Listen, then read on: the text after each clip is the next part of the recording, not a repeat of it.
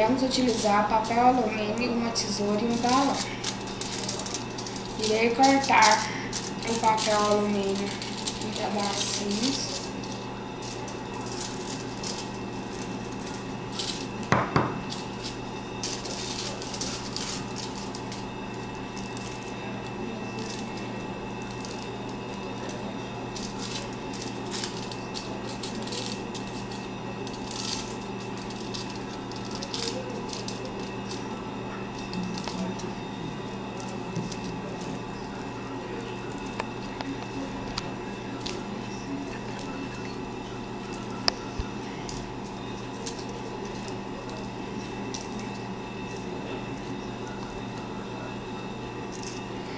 Depois de todos os papéis cortados, com isso, pegar os balões, vamos esfregar no cabelo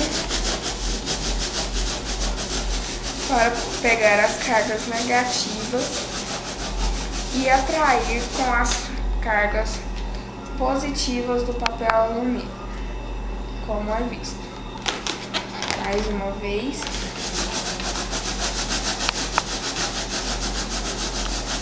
Mais uma vez, o balão pega as cargas negativas do cabelo para que possam ser atraídas com as cargas positivas do papel alumínio.